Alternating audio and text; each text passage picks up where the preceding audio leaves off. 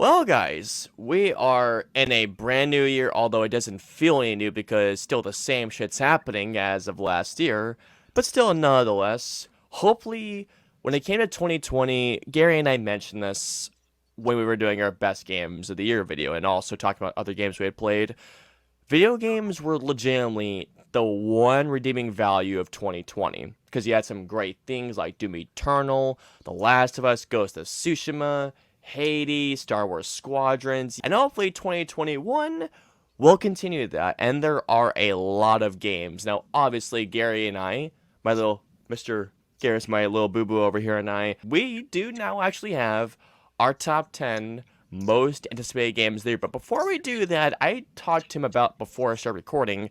Gary, what Mhm. games have you been playing as of recently? Just tell me about your first impressions of them. My first game I've been playing is Peekaboo. Peekaboo's a fun game. Okay, but in terms of games I've been playing, I honestly really haven't been playing anything new. I've just Okay. been going back to the old roots, dusting off the old Nintendo 64 and just playing whatever I can get my hands on that I've either missed playing from my childhood or games that I haven't even touched during my childhood. So most of the time, I've just been reliving old school memories from the Nintendo 64 days. So nothing really new has been played in terms of up to date games. I mean, hey, nothing wrong with going back to the N64. That's one of the greatest consoles, if not, that's like in the top two or three consoles ever made. So I don't Oh blame you my right god, there. there's like fucking how many games that you can think of that is just Oh, dude, that it's that is just yeah. that is just masterpieces for the Nintendo 64. But there's so many games that you can go on and on and on about talking about for the Nintendo 64. It is iconic for all the right reasons. All the games that you were given going up to a new generation in terms of visual presentation and graphics and controls and gameplay. Yeah, this system along with the PlayStation was definitely revolutionary. I Great stuff. agree. Now, like you, Gary, I haven't played any more. I mean, the only game I've been playing, I mean, I'm kind of like, I'm in between two different games right now. The only recent kind of game I'm playing right now is Assassin's Creed Valhalla, I still enjoy um, that. which it's enjoyable. Now, here's the thing: I haven't touched an Assassin's Creed game since. I mean, I played a little bit of Odyssey, and it was fun, but I do enjoy of what they're attempting to do with Valhalla with Norse mythology. I'm going back old school, and I never played the series before. I mean, I did when I was a kid. I played only one of the games, but now I'm actually really going into it. I've been playing the Metal Gear Solid franchise as of recently. Oh, there you go. Let's get into why we're recording right now, Gary, and that is our most anticipated games of 2021. There Oh, are a shit tillion ton of games coming out this year. We're gonna go through honorable mentions, starting with you, then with me. You're gonna go through your 10 through 6, then I'm gonna go through mine 10 through 6, then you're gonna go through your 5 through 2, then my 5 through 2, and then afterwards, your number 1, then my number 1. Simple as that. I think Game Informer was talking about the recent shit that was coming out pretty soon, but Okay, so Gary, what are some of the games that you're looking forward to, but they didn't quite make your top 10? actually, I don't really have an honorable mention list because here's the reason why. We already talked about last year; it was decent enough. Here's the thing, though. I went on the computer. I looked up all the games that are going to be coming out within as the whole entire time progresses. Coming on, still some shit that needs to be announced, etc. Yeah.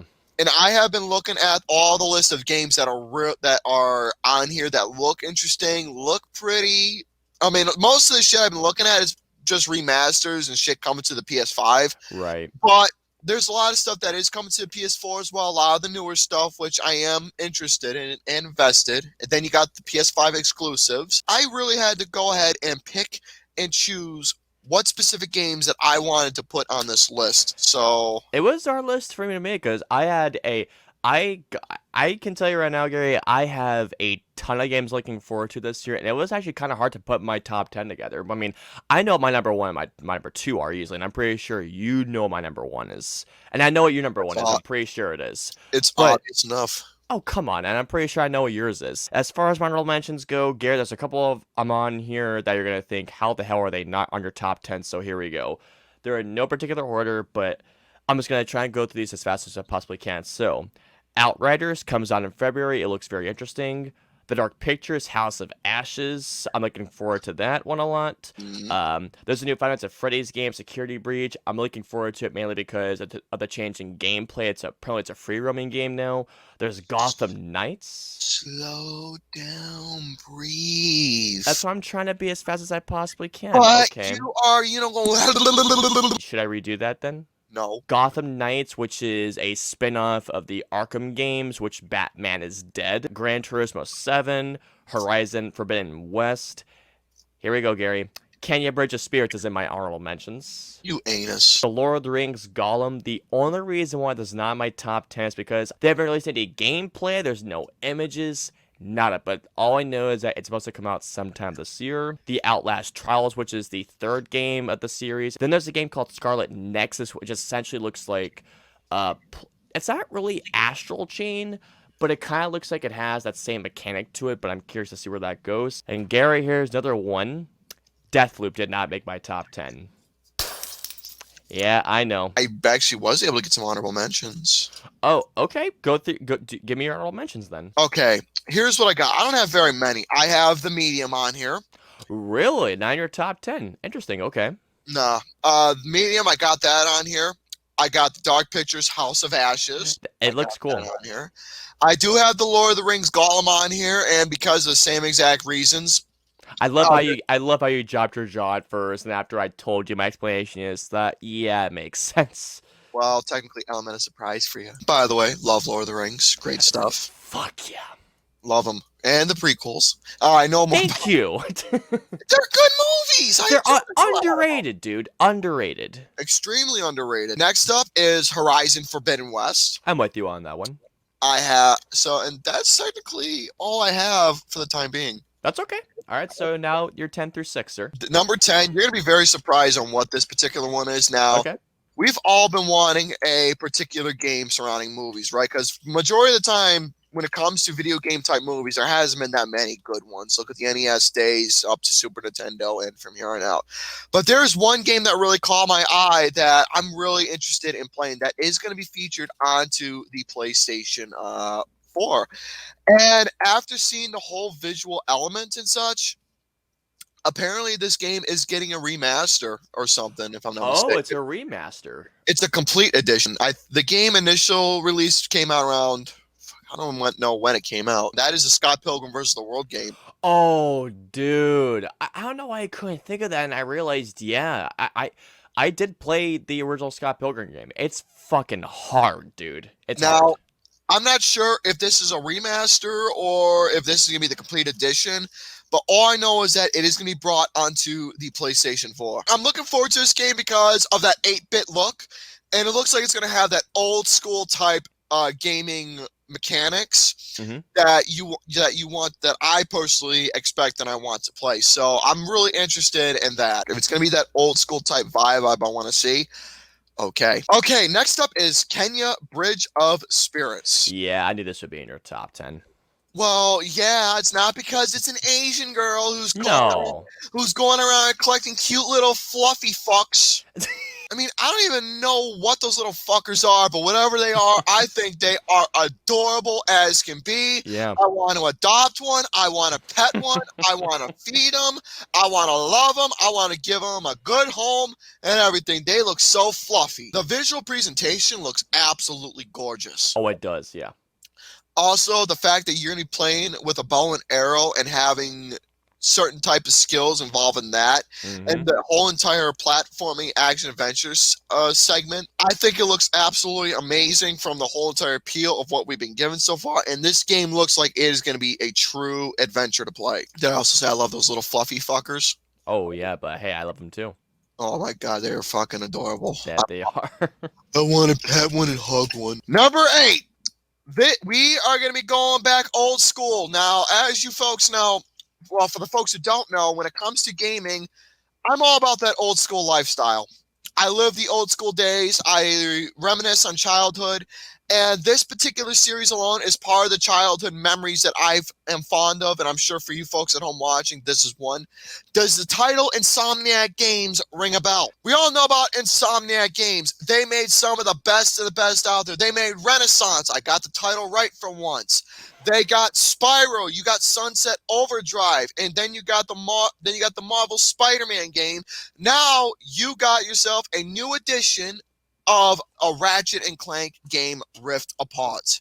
Oh, and by the way, Gary, I think it's actually called, the series you're thinking about, it's called Resistance, not Renaissance, by the way. Did I said Resistance, didn't No, I? you said Renaissance. Yeah, you said Renaissance. That's actually Did called I? Resistance. Yeah, you said Renaissance. Did I just fuck it up again? It's okay. No worries. It's called Resistance. It happens. Oh well, I don't give a shit. But the Ratchet and Clank, the fact that Insomniac is going back to their roots and making a new Ratchet and Clank game is just absolutely jaw-dropping. It is appealing. The whole entire look comes off just absolutely remarkable.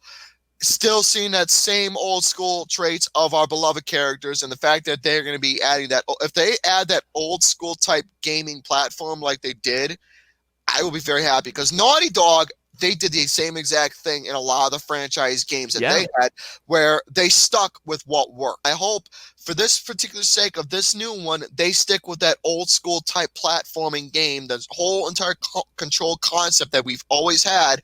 They stick with that and stick to that old school type of PlayStation mechanics that we all got accustomed to. Mm-hmm. So other than the gameplay mechanics, I'm interested to see what the story is about. I wonder if this is going to be like a rebirth or a reminder. I'm interested to see where this is going to take. Number 7, I think you're going to have this in your list too, because we've been bullshitting about this game, and we talked about playing this on live stream. Which is what? Well, Hogwarts Legacy. That, I will tell you this right now. This is in my 10 through 6. I will say that much. It is actually in this, but it's not at this spot. Now, in terms of the whole thing, this is apparently, if memory speaks, correct me if I'm wrong, this is going to be a prequel before the Harry Potter days. You're going to be going back in time, learning exactly how Hogwarts was during the 1800s. From what I know, yes. You'll be attending classes. You'll be learning the witchcraft and wizardry. It is an open world. You get to explore everywhere, like some of the most well-known locations that was featured in the Harry Potter movies. I am very interested, and I think this is the type of game that we've all wanted. All right, next up, folks, in terms of my list, number 6, Resident Evil Village. We all know about Resident Evil. We all know about the beloved characters. You had Jill Valentine, Rule 34. But you had your Leon Kennedy, you had your Chris Redfield, you had your Jill Valentine, you had your Claire Redfield, and then you had, well, my sugar mama, you had Ada Wong. Ada, of course. She is my favorite character out of Resident Evil for I wonder why. Shut the fuck up. And then, you remember the new Resident Evil game that came out? Yeah, Resident Evil 7. Resident Evil 7, the new one, looks absolutely interesting. That game doesn't get enough love. It really doesn't. No, it doesn't. I thought that game was absolutely different, very terrifying, and adds a lot more. But then you got Resident Evil Village. It looks like it is going to be taking place during a time in history that was pretty ridiculous. I don't know much more detail except what was other than the announcement trailer that was shown. So I'm really interested to see what this new type of appeal is going to look like. So now on to my 10 through 6. Number 10 for me, Gary, I think this was your number 8 or 7, and that's Hogwarts Legacy. Yeah, Hogwarts Legacy, I have played a lot of the Harry Potter games. I played, believe it or not, I had the PS2 when the first one came out. Really hard game to play. This, however, has a lot of promise. As you said, the fact that we can create our own witch or wizard, go through different classes. I don't know what they're doing in terms of storyline. If we can do your choose your own adventure thing, if you can be a Hufflepuff, a Ravenclaw, a Slytherin, or a Gryffindor. Gryffindor on my end. I wonder, which house are you going to be, Gary, by the way? I'm actually Gryffindor as well. I love you. I wonder if you can be on the Quidditch team. I wonder if you could do any of that stuff. Like, if they put Quidditch into this game, I'll be playing that for fucking ever, man. There's so much potential in this game, and I really hope they put all of their efforts into this game, and maybe only, like you say, into the next installments, double down on the smaller things to make it even better. My number 9, Gary, you mentioned this number 8, Ratchet and Clank Rift Apart. Never really played the Ratchet and Clank games beforehand, believe it or not. The only, yes, I talked about this beforehand.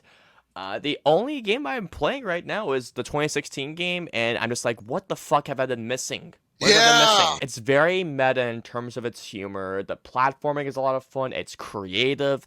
And if there's one thing about Insomniac, their games are just full of fun and creativity. And it's just something that you want to keep coming back to nonstop. Number 8 for me is Vampire the Masquerade Bloodlines 2.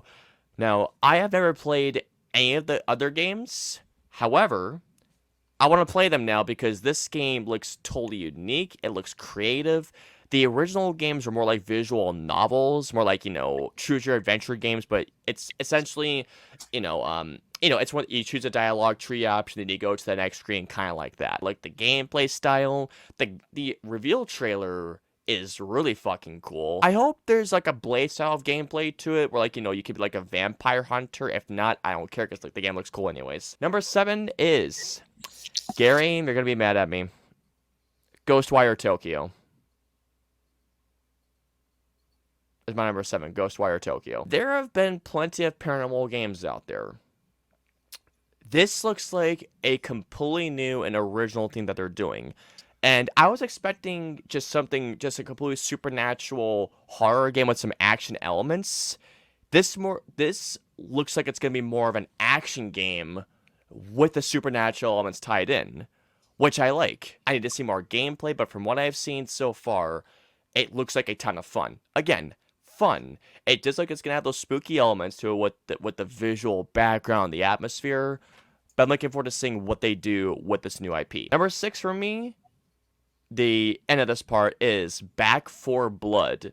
This is the spiritual successor to Left 4 Dead, which I fucking love Left 4 Dead. I have played both games. I have modded the hell out of Left 4 Dead 2 on my PC. And knowing that Turtle Rock Studios essentially is making essentially what is Left 4 Dead 3. I've been waiting for a new Left 4 Dead for ages, and even though this is not quite Left 4 Dead 3, I'll take what I can get. I like how they're keeping that same style with the gameplay, the graphics, the camaraderie between the characters. Other than that, it comes out in June. Cannot wait to play this game. I can't wait to... Hopefully you'll have a PS5 by that time. Hopefully. We'll see. But if so, we can play this game together. We can stream it. I'm praying you will. Okay, number 5. Instead of going to the consoles, we're gonna go to PC real quick. Oh, okay. As you all know, when it comes to Doom, everybody's talking about Doom Eternal. Gotta play that, motherfucker. You wanna know what I stick with Doom? I stick with the mouse and keyboard. I stick with playing the old school. I play the mod. I play different WADs, mega WADs, single maps, whether it's... Oh, I know what you're talking about. But Sergeant Mike 4, he's got a new project coming out, and I want to play it. It looks absolutely probably one of the best projects he has done in a long time. And the way that this project looks, just absolutely remarkable. It just brings a whole new light in terms of the weaponry, the gameplay aspect, and the monster look, and especially, did I say gun mechanic? Not quite. I don't think you have. Well, the gun mechanic. My number 5 is Brutal Fate. This particular one is a whole new light, a whole new appeal and look of exactly what's going on in the Brutal Doom world, especially with monsters you'll be going against, some of the old school ones, possibly some new ones. But most of all, the whole entire element and visual looks absolutely sweet. I can't wait to fucking play this. All right, number 4, as you all know, my favorite, I love cats. I love kitty cats with the whole... Oh, yes. Okay. I absolutely adore cats, and seeing the fact that they are, for the first time ever, I think it's the first time ever, there's going to be a video game surrounding cats, and that is a game called Stray. It looks really interesting, Stray. Now, there's not much in terms of story released. All I know is that you are going to be playing as a kitty cat. There's really not much known about this game at all, Stray. No, there isn't, but the visual appeal looks interesting. I'm having 2 speculations. Mm-hmm. My first speculation is, 1, it's either going to be a detective interaction type game. I can see that. 2, it's going to be a little platformer. Either way, I'm in for both of those ideas. because I feel like one of the two, it's going to be either a detective interacting game, or it's going to be a platformer, because the kitty cat looks like Puss in Boots. Number 3, and my number 2, but first number 3, I'm looking at you. Oh, you are. Oh, is it Deathloop?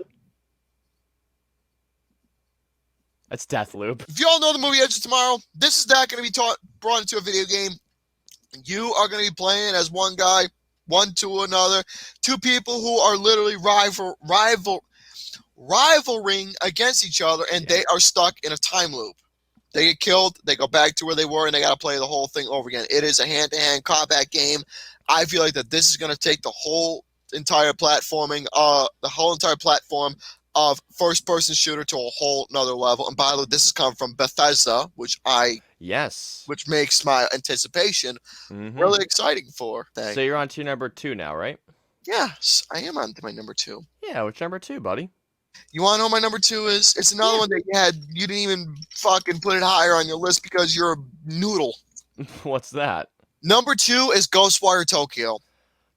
I thought that was your number 1. I thought for certain that was number 1. Okay, now I'm trying to speculate what number 1 is. It was my number 1, but after seeing a particular game trailer, yeah, this new one is my brand new number 1. But as for my number 2, though, let me talk about Ghostwire Tokyo. This game from Unreal Engine.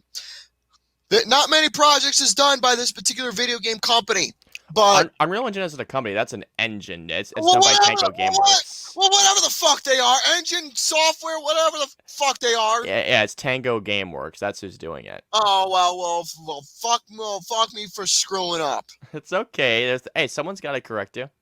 Yeah, and that's good because I'm not good with names or titles. This is a what if type scenario. What if people are just going around minding their own business and all of a sudden they just turn into dust in this thin air? Yeah. They vanish just like that, and these worldly spirits these otherworldly spirits come on, and they are invading the city, and they are taking away all these people supposedly. Right. But here's the thing, though.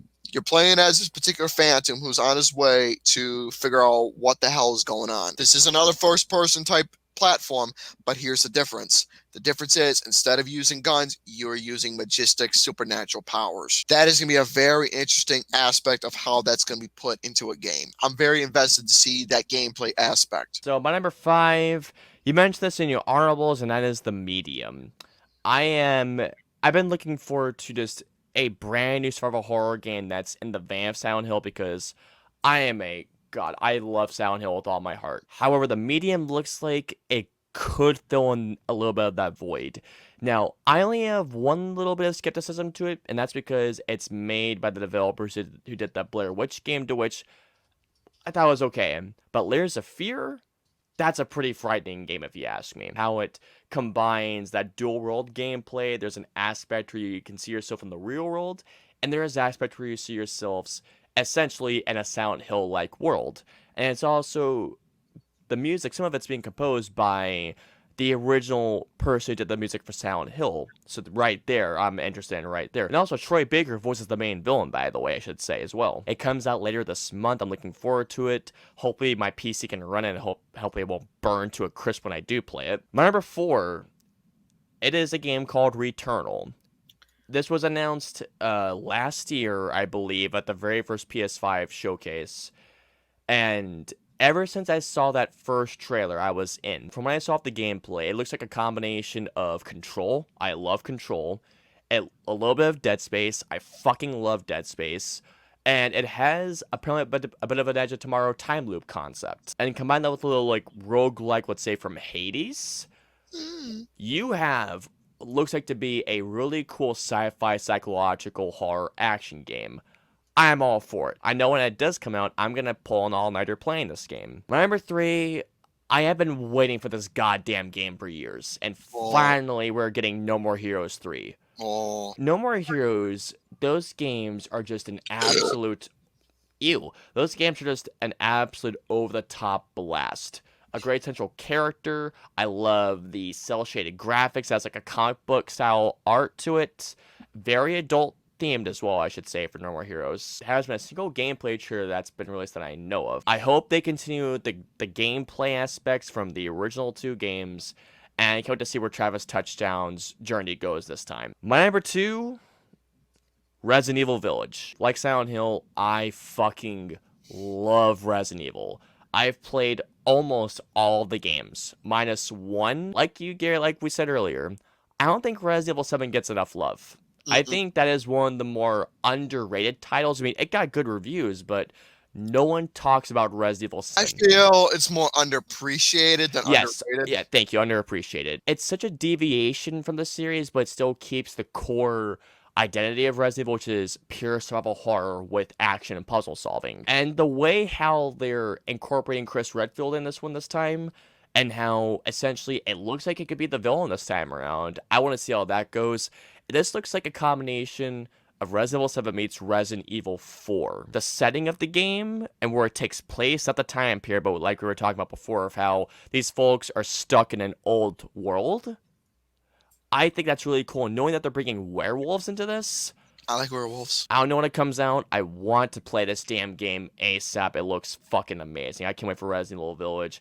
I think Chris Redfield might die. I have a feeling. Now we are coming on to our number 1 games, most anticipated games of the year. So Gary, you mentioned Ghostwire Tokyo, and I thought for certain that would be your number 1. So sir, what is your number 1 most anticipated game of the year? What is it? I'm not telling. You butthole. Try and be as vague as I possibly can, because Oh, god damn it. I want you to guess. Okay. Okay. What does Chris Hemsworth look like in a video game? Oh, wait, is that even coming out this year? Yeah, Crimson Desert. That's not coming. I don't even know that's. Oh wait, I think that is actually coming out. Yeah, Crimson Desert. Well, let me give you another clue. What happens if you see the medieval times? You see ogres, you see phantoms, you see fucking orcs, variations of Yeah, animals. it's Crimson Desert. That's the one. Having one of the most absolute beautiful elements that I've seen thus far for a trailer.